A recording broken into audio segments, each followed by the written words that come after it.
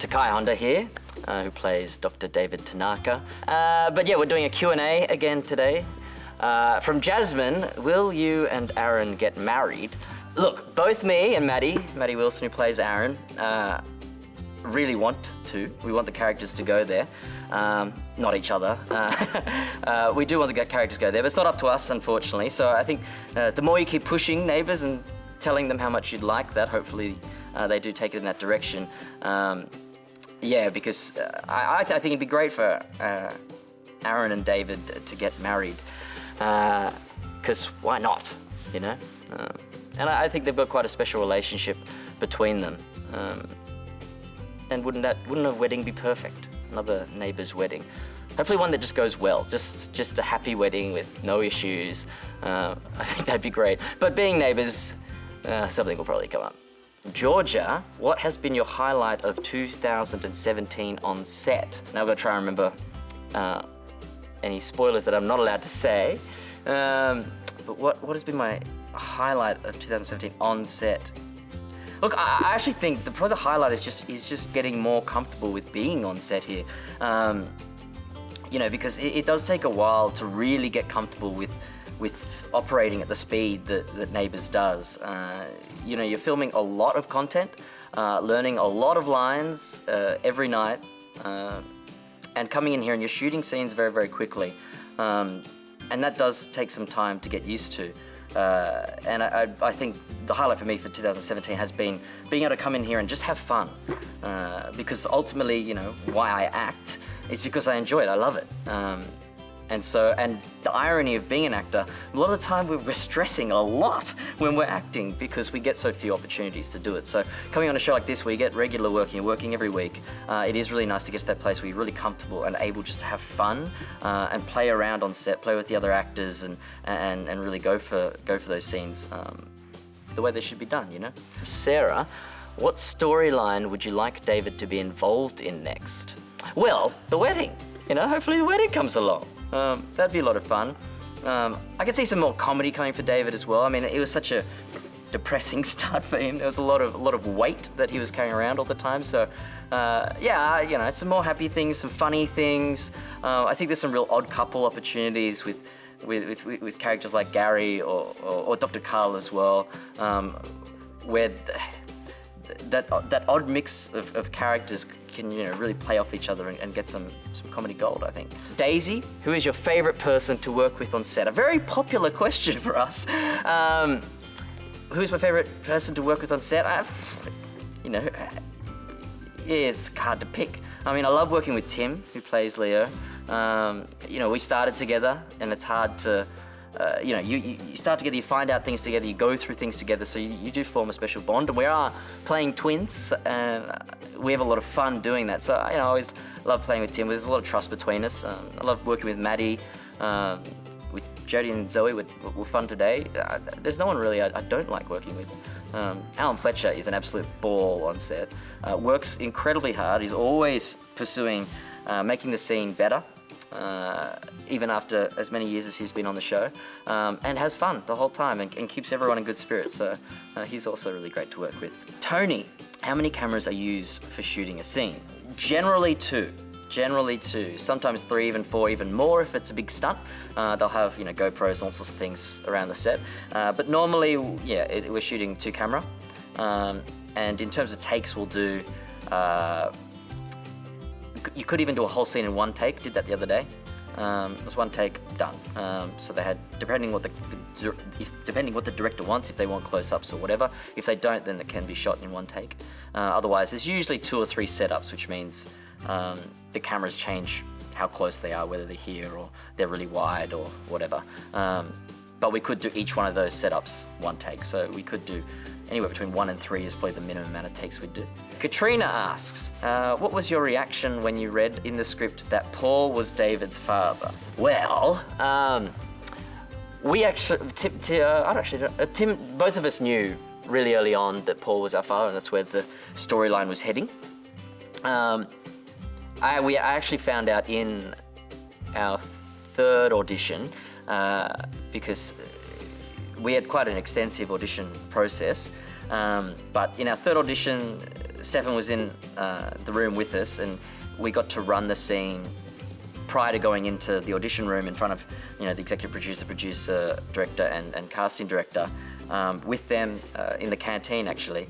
And Stefan let it out that he was the dad, which he wasn't supposed to do, so it might be getting him in trouble for doing that. But yeah, so well, we knew right from then. But you know, when you're auditioning, the characters that you're placed with in those auditions generally are going to be the ones that you're going to have quite a lot to do with. So you could even, I could have even have pieced that together myself. But yeah, there's a tip for you. If you're an actor and you go into an audition, the people who you're working with in the scene, in the other character, it's generally who you're probably going to be working with a lot on set. Dagrun asks, what is your favorite food? But I do have a soft spot for my dad's Japanese curry. I do love it. It's my comfort food. I can just eat that for days in a row and be very happy about it. My dad used to make like a big batch, a big pot. And just that with rice, and there's like these red pickles. Oh, so good. Yeah, that's probably my favorite food. Michelle asks, do you ever want to play a bad guy on Neighbours? I actually have an idea for a storyline which turns David bad. Because I'd so love to see that. I'd love to see David get pushed into a place, maybe someone really close to him passes away in a really bad way or something, and he goes, you know, dark and becomes a bad guy. I think that could be a lot of fun to see a character like David who's so naive a lot of the time, so innocent, such a nice guy, so caring. You know, he's the doctor. I think it'd be really interesting to see a character like that break down and become the bad guy. I guess it would be a bit of a Breaking Bad situation, but you know, David's a little bit more naive than Walter White, I think. Okay, Mike, what are your hobbies outside of work? I love being active. I don't follow sports, which may be surprising because my whole family's sport orientated. I've been growing up with people very much involved in sport. But I like playing PlayStation. That's my real zone. That's what my girlfriend calls my meditation. Because I can just block everything else out, just focus on the game that's in front of me. But yeah, I love being active, working out, playing sport. I don't follow sport, but I play a lot of sport if I can. I played a lot of baseball growing up, a lot of baseball, which I loved. My parents were gymnastics coaches, so I did gym, coached gym. But yeah, I love photography too. I do a lot of photography. I actually have a degree in filmmaking, so that kind of stuff as well, which I wouldn't necessarily call a hobby, but it's something that I do around this as well when I have the time. Yeah, so that's sort of a few of my hobbies. There's probably more there that I'm just forgetting about. Charlotte asks, what's your biggest fear or phobia? Whoa. Biggest fear or phobia?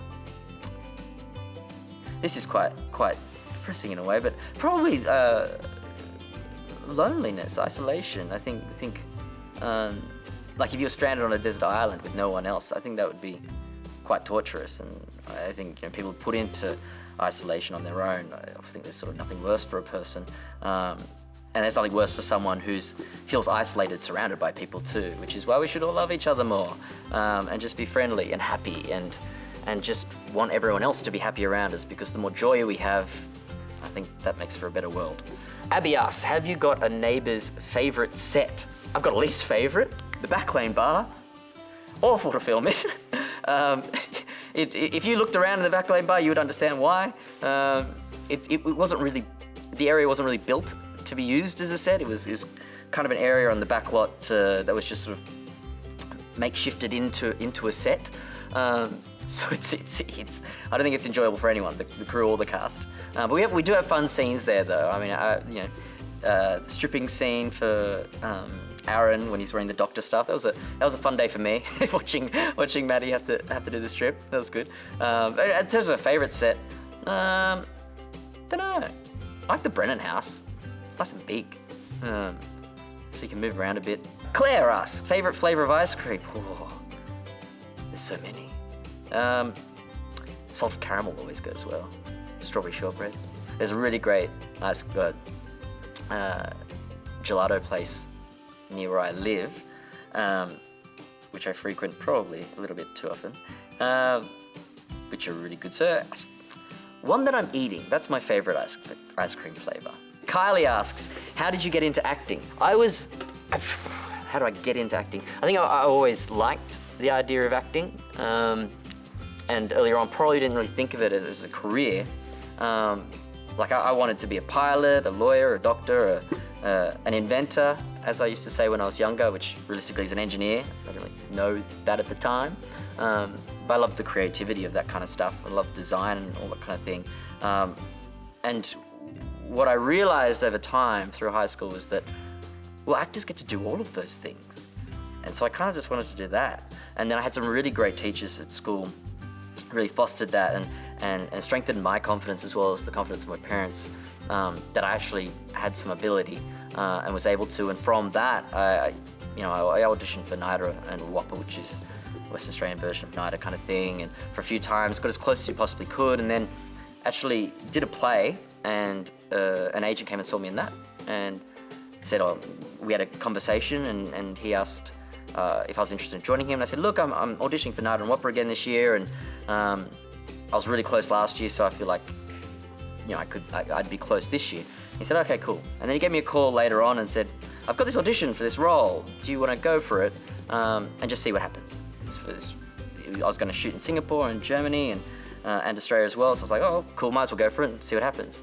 I ended up getting shortlisted for NIDA, and then I missed out on NIDA, but then got this role, which saw me in a show called A Girl's World, which some of you may have seen. Which was 8 or 9 years ago, and then from that I did a bunch of plays, and then did a few more shows. Then Play School, Family Law came along, and then Neighbours in this sort of big snowball effect, which was great in the last couple of years. So yeah. Pippa asks, are you anything like your character in real life? Well, we look really similar, but yeah. I mean, it's hard to escape certain things carrying across, especially at the speed that we shoot. You do sometimes fall into some comfort zones, but in general, I'd like to think that I'm as caring as David is. I'd also like to think that I wasn't as naive as David is. And we both share a deep care for our families as well. Which, on a side note, I'm an ambassador for Alzheimer's Australia, as my mum suffers from early onset Alzheimer's, and I had to help. Didn't have to, but I did help take care of her for a few years, and being an ambassador for Alzheimer's Australia is a way for me to kind of raise awareness, but also try to offer some community to those going through what is an awful disease, not only for the sufferer, but also the family and loved ones around them who are having to care for them, and the friends too, everyone around them, because it does deeply affect you, and it is truly awful. And unlike what is sort of in the media about Alzheimer's, it's not just a memory thing. It's really not. It's much more than that. And I won't get into it. I'll keep it nice and light here. But it is a devastating thing. So if you need to make any charitable donations, then I do implore you.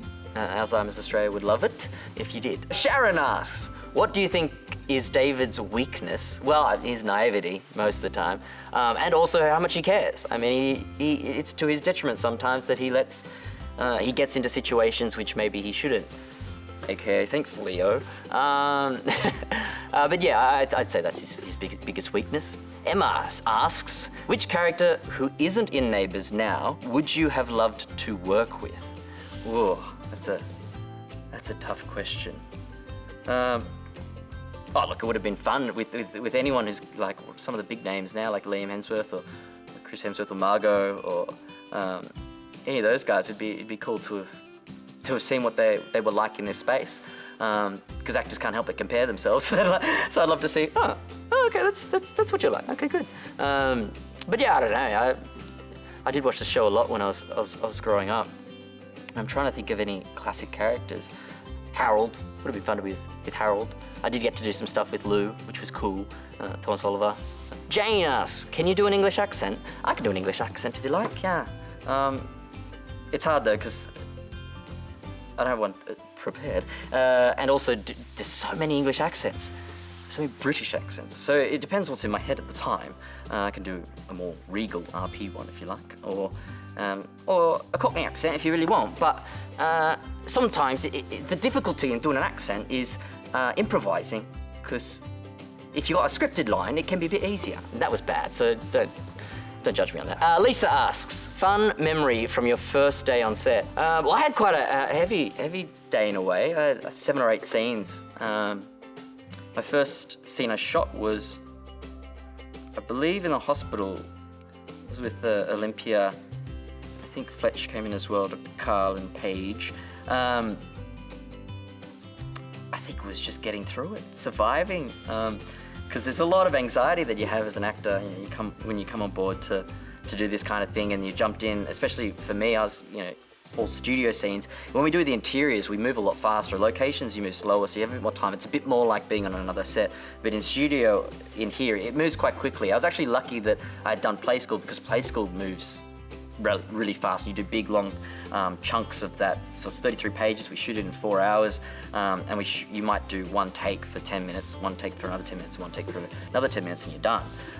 Which I know doesn't add up to 4 hours, but there's bits in between. So I think was the fun thing for me was getting through it and feeling like I can do this. And growing from there. Tracy asks, what do you think of Sheila's gnomes? Well, I've never been introduced to any of them. But I think it's quite a nice, fun little character thing, which just adds some out-of-box depth to her character, I mean, I think the nice thing from doing a show like this, because you do so many episodes and you guys get to see so much of our characters, that you can develop these little side tendencies or little side storylines that really enrich the characters and make them far more 3D in a way. Another one is Dr. Carl never has his wallet or any money to pay for anything, so you're always having to pay for stuff for him.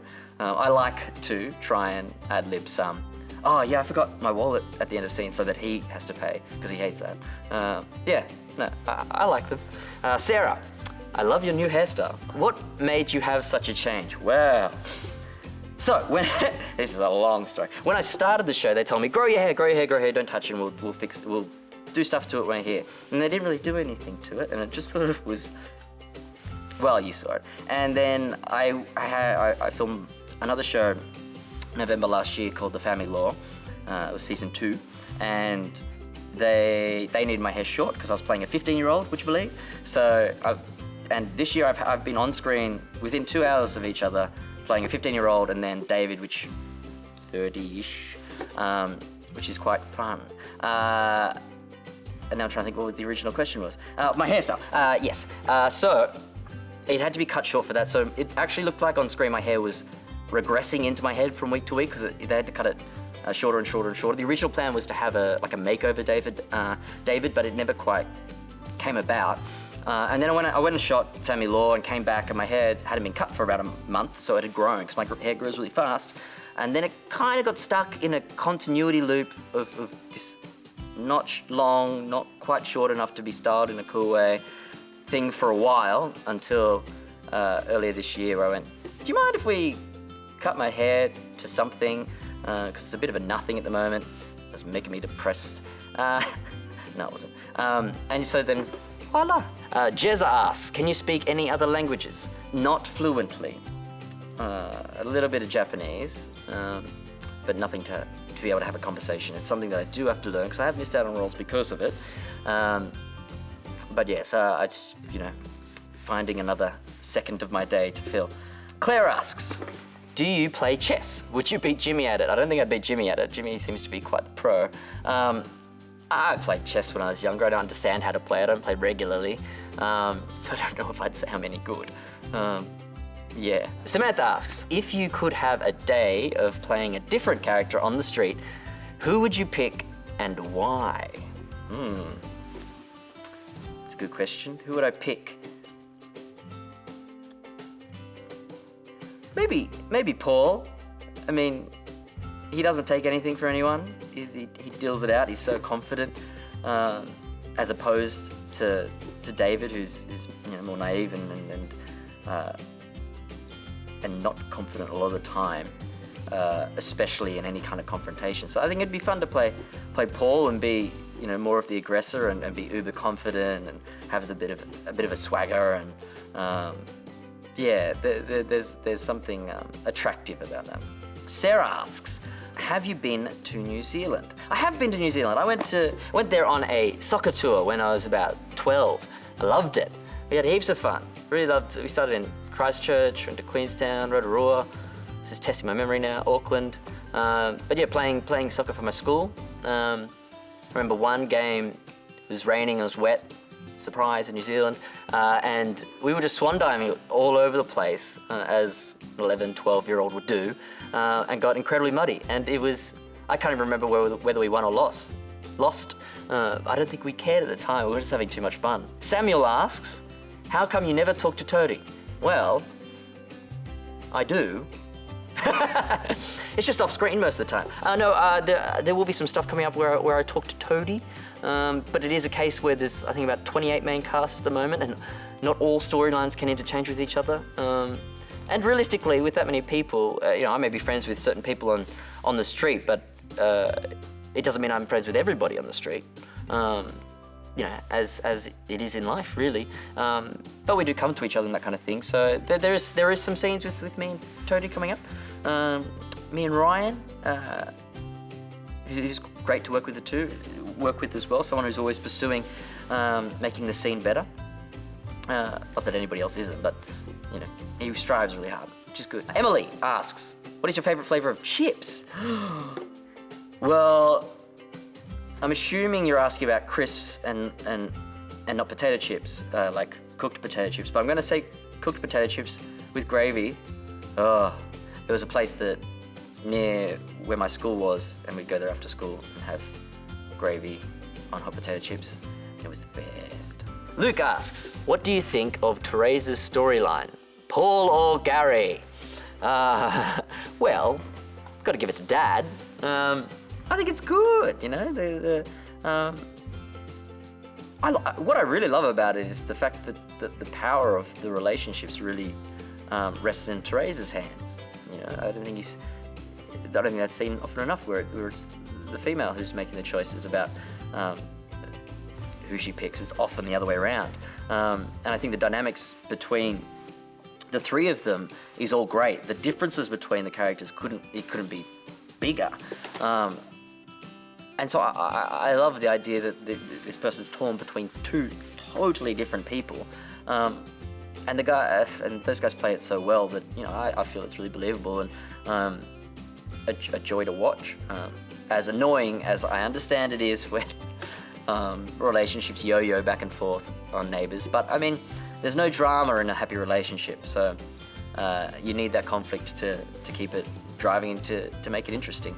Although sometimes I do like scenes where we do get a chance just to be happy, just have a happy scene with each other, whether it's been me and Maddie or even with me and Tim or whatever, because a lot of the time the characters are just talking about all the problems that are going on. And it's nice to talk about happy stuff too. All right, thanks guys. Oh, don't mind me, I'm just reading the latest scripts. Make sure you hit that subscribe button.